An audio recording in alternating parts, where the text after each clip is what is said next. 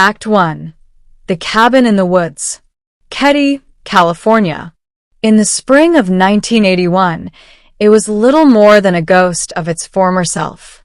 Nestled deep in the rugged Sierra Nevada mountains of Northern California, Keddie had once been a bustling railroad town and logging community. But by the late 70s, the railroad had pulled out, the lumber mill had closed, and Keddie had settled into a quiet, somewhat desolate existence. Its main feature was the Keddie Resort, a collection of rustic cabins and a lodge that had seen better days, now offering affordable, if rundown, accommodation to a transient population often struggling with poverty and unemployment. It was a place on the margins, beautiful in its isolation, but also a place where darkness could gather, unnoticed by the outside world. It was here, in Cabin 28, that a family seeking a fresh start would instead find themselves at the center of one of California's most brutal and baffling unsolved mass murders. Living in Cabin 28 was 36-year-old Glenna Susan Sue Sharp and her 5 children. Sue had recently separated from her abusive husband, James Sharp, and had left their home in Connecticut, seeking refuge and a new beginning in the remote mountains of California. She arrived in Keddie in the fall of 1980, drawn by the low rent and the seemingly peaceful surroundings. Her children were John, 15, Sheila, 14, Tina, 12, Rick, 10, and Greg, 5. Life in Keddie was not easy. Sue worked odd jobs to make ends meet, and the family struggled financially. But they were free from her husband, and the children seemed to be adapting. John, the eldest boy, was making friends. Sheila, the eldest daughter, was navigating the challenges of being a teenager in a new, isolated environment. And Tina, the second daughter, was known for her bright, inquisitive nature. The younger boys, Rick and Greg, spent their days exploring the woods around the resort. Cabin 28 was small and basic, but for a time, it represented a sanctuary for the Sharp family. On the afternoon of April 11th, 1981, a seemingly ordinary Saturday, the pieces began to fall into place for the horrific night ahead. Sue and her daughter Sheila drove to pick up John and his friend, 17-year-old Dana Wingate, from the nearby town of Quincy, where they had spent the day. John and Dana were close friends, often spending time together. That evening, Dana planned to stay the night at the Sharps' cabin before heading to a fishing trip the next morning. Meanwhile, 12-year-old Tina Sharp was spending the afternoon at a neighbor's cabin, Cabin 27. She was supposed to return home that evening. Later reports suggested she was watching television there and was last seen around 9:30 p.m. Back at Cabin 28, the evening progressed quietly. Sue was home with John and Dana. Sheila decided to spend the night at a friend's cabin nearby, Cabin 26, leaving around 8 p.m. The 2 youngest boys, Rick and Greg, were having a sleepover in their own small bedroom at the back of Cabin 28, joined by a young friend, Justin Smart. The 3 young boys went to sleep, completely unaware of the terror that was about to unfold just a few rooms away. Sometime between late Saturday night and the early hours of Sunday morning, April 12th, an unimaginable evil descended upon Cabin 28. While the 3 young boys slept soundly in the back bedroom, an unknown number of assailants entered the main part of the cabin. What happened next was an explosion of savage, unrestrained violence that would leave investigators baffled for decades. The exact timeline is unknown, the sequence of events unclear. All that is certain is that by the time the sun rose over the quiet, remote resort town of Keddie, Cabin 28 had become a house of horrors. Act 2. The Scene from Hell. Sunday morning, April 12th, 1981. 14-year-old Sheila Sharp woke up at her friend's cabin, Cabin 26, after her sleepover. Around 7 a.m., she walked the short distance back to her own family's cabin, Cabin 28. She opened the front door, expecting to find her family just starting their day. Instead, she stepped into a nightmare. The scene that greeted her in the small living room was one of almost unimaginable carnage. Lying on the floor were the bodies of her mother, Sue, her older brother, John, and John's friend, Dana Wingate. The three victims were bound tightly with electrical wire and medical tape. They had been brutally attacked, stabbed repeatedly, and bludgeoned with ferocious force. Blood was everywhere, soaked into the carpets, splattered across the furniture, smeared on the walls. It was a scene of utter, savage overkill. In a state of shock and terror, Sheila somehow managed to back out of the room and run screaming for help. She instinctively checked the back bedroom where her younger brothers had been sleeping. Miraculously, Rick, Greg, and their friend Justin were physically unharmed, still seemingly asleep in their beds, apparently oblivious to the massacre that had occurred just feet away. How could three young boys sleep through such a violent and prolonged attack? This question would become one of the most enduring and perplexing mysteries of the case. Sheila ran back to the neighbor's cabin where she had spent the night, and the police were called. The Plumas County Sheriff's Department arrived shortly after 8 a.m. What they encountered was one of the most brutal and complex crime scenes they had ever faced. Sue Sharp was found lying on her side on the living room floor near the sofa. She was gagged with a blue bandana and her own underwear, which were secured with electrical tape. She had been stabbed multiple times, including a deep wound to her chest, and bludgeoned repeatedly in the head. An overturned yellow plastic chair lay near her body. On the floor beside her lay a bent steak knife, one of the presumed murder weapons.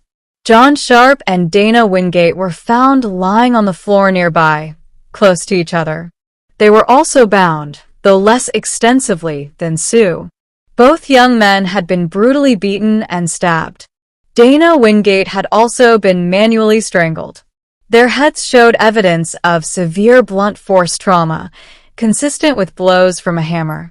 Lying near their bodies was a bloody claw hammer, the second murder weapon recovered at the scene.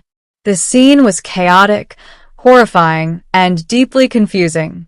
The level of violence suggested a crime of intense rage, possibly involving more than one assailant.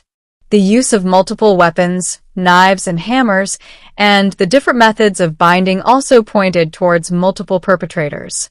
But amidst the horror, there was another, equally terrifying discovery. 12-year-old Tina Sharp was missing. She had last been seen the previous evening at the neighbor's cabin. She was not among the dead in the living room, nor was she in the back bedroom with her younger brothers. Her coat and shoes were missing from the cabin. Had she been abducted by the killer or killers? Or had she somehow witnessed the murders and fled in terror? The frantic search for Tina began immediately, adding another layer of desperation to the already horrific situation. The Keddie nightmare was far from over. Act 3. A cloud of suspicion. The investigation into the Keddie Cabin Murders was plagued by problems from the very beginning. Keddie was a remote location, and the Plumas County Sheriff's Department was a small agency, ill-equipped to handle a crime of this magnitude and complexity. The crime scene itself, already potentially compromised before Sheila's discovery, if the killers had time to clean up, was further contaminated by the initial responders and neighbors. Crucial evidence may have been lost or overlooked in the initial chaos. Despite these challenges, investigators quickly focused on a small group of potential suspects, primarily centering around the occupants of the neighboring cabin, Cabin 26, and individuals known to associate with them. The most prominent suspect was Martin Smart, who lived in Cabin 26 with his wife, Marilyn. Justin Smart, the young boy who had the sleepover in the Sharp boys' room and miraculously survived unharmed, was Martin and Marilyn's son. Martin Smart's behavior both before and after the murders raised immediate red flags. Sheila Sharp reported that she had seen Martin and another man, John Babade, often spelled Babadoes, forcefully restraining Martin's wife Marilyn outside the Keddie Resort bar the night before the murders, suggesting a volatile situation. Furthermore, Martin Smart himself later claimed to police that a claw hammer, matching the description of one of the murder weapons, had mysteriously gone missing from his cabin around the time of the murders. John Babade, the man seen with Martin Smart, was another prime suspect. Babade was reportedly an acquaintance of Martin's, possibly staying with him temporarily. He had alleged connections to organized crime in Chicago and had a criminal record. Some reports suggested he might have been working as muscle or an enforcer. Could he have been the violent hand behind the killings? A third individual often linked to Smart and Babade was David Allen Severin. Though less is known about his potential involvement, his name frequently surfaced in connection with the main suspects. According to later reports and alleged confessions, the motive might have stemmed from Sue Sharp's attempts to counsel Marilyn Smart about her abusive relationship with Martin. Perhaps Martin saw Sue as interfering in his marriage, and this interference, possibly fueled by alcohol or drugs, escalated into a confrontation that exploded into unimaginable violence. John Sharp and Dana Wingate might have simply been in the wrong place at the wrong time, attempting to defend Sue, or perhaps they were targeted as well. Tina Sharp's disappearance remained a horrifying question mark within this theory. Was she abducted to silence her as a witness? Incredibly, despite these strong suspicions, the initial investigation seemed to fumble. Smart and Babade were questioned, but seemingly not aggressively. Babade even passed an initial polygraph test, though the validity of polygraphs is highly debatable. Smart provided shifting accounts of his whereabouts that night. No arrests were made. Babade reportedly left Keddie shortly after the murders and died in Oregon in 1988. Martin Smart also moved away. One of the most potentially crucial pieces of evidence was a recorded therapy session involving the young survivor, Justin Smart.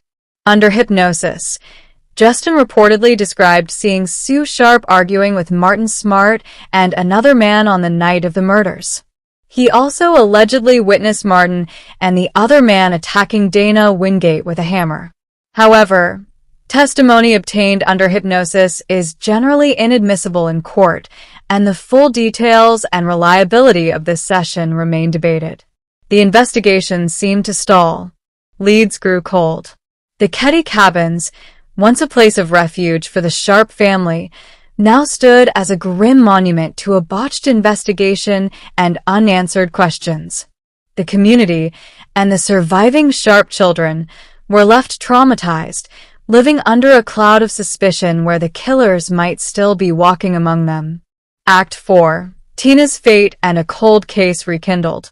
For 3 long, agonizing years after the massacre in Cabin 28, the fate of 12-year-old Tina Sharp remained a complete mystery.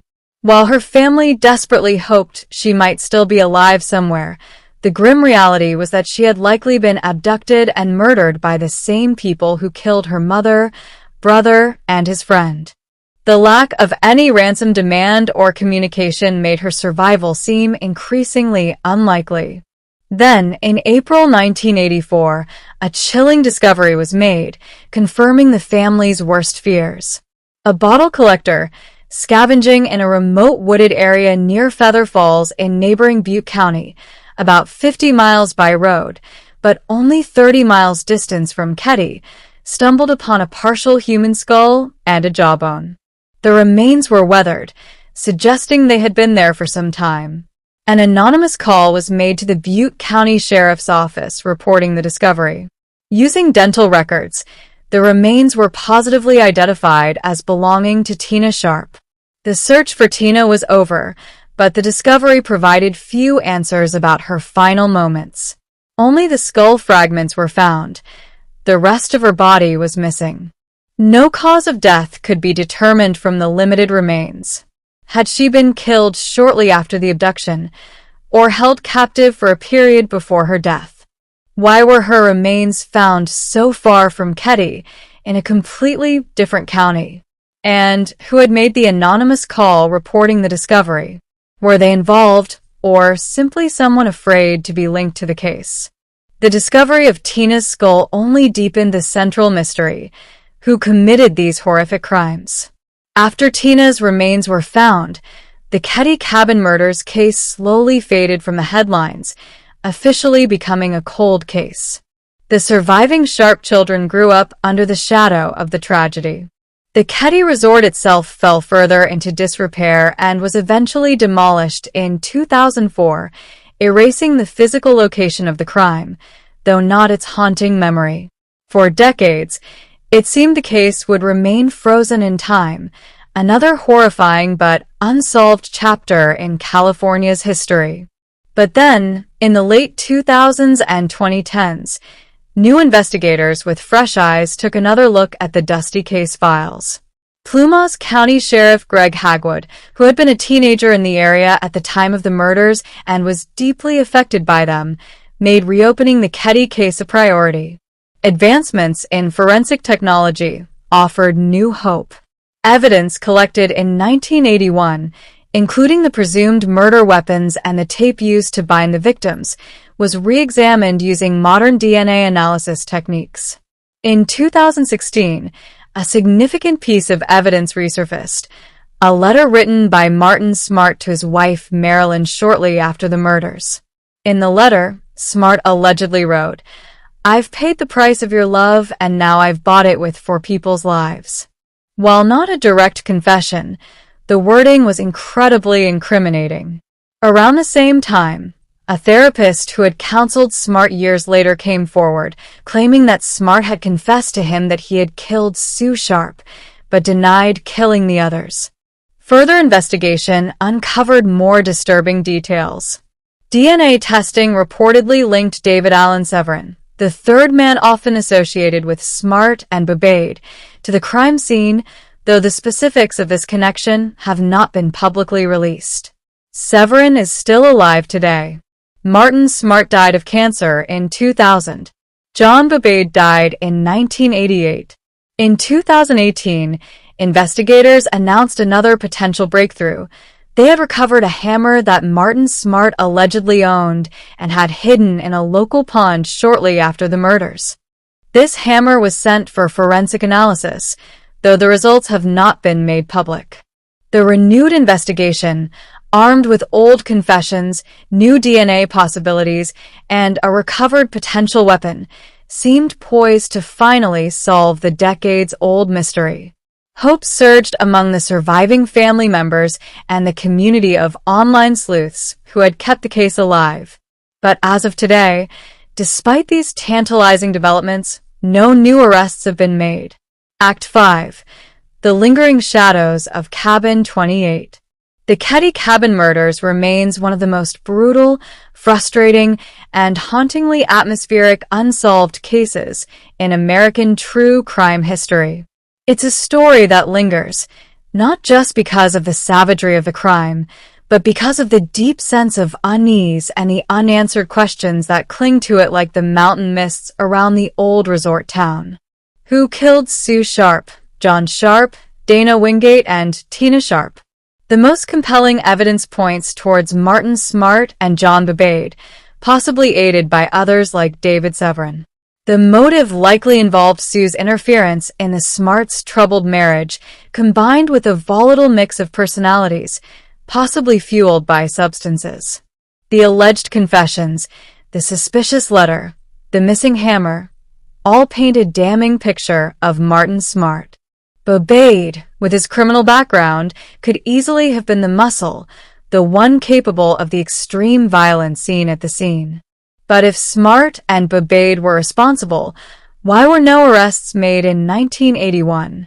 Was it simply a case of a small, overwhelmed police department botching the investigation, losing or mishandling key evidence? Or were there darker forces at play? Rumors have persisted for years about potential connections between the suspects and local law enforcement that might have hampered the initial investigation. The full truth of the original police response may never be known. And what about the children in the back room? How could Rick, Greg, and Justin have slept through a prolonged, brutal massacre involving hammers, knives, and struggles just a thin wall away? Were they truly asleep? Or were they awake, paralyzed by terror, perhaps even witnessing something they were too afraid to reveal? Justin Smart's hypnotic testimony, if accurate, suggests he saw far more than he initially let on. The silence from that back room remains one of the most chilling and psychologically disturbing aspects of the case. Finally, what truly happened to Tina Sharp? Was she killed in the cabin along with the others and her body removed? Or was she abducted, kept alive for some period, and then murdered later? The location where her skull was found, miles away in another county, suggests a deliberate effort to dispose of her remains separately, perhaps indicating she died later or was killed by someone trying to distance themselves from the main crime scene.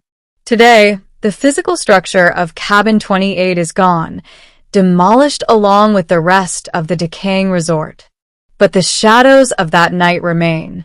The story has become a staple of true crime documentaries, podcasts, and online forums, captivating a new generation with its blend of brutal violence, small-town secrets, and frustratingly elusive justice.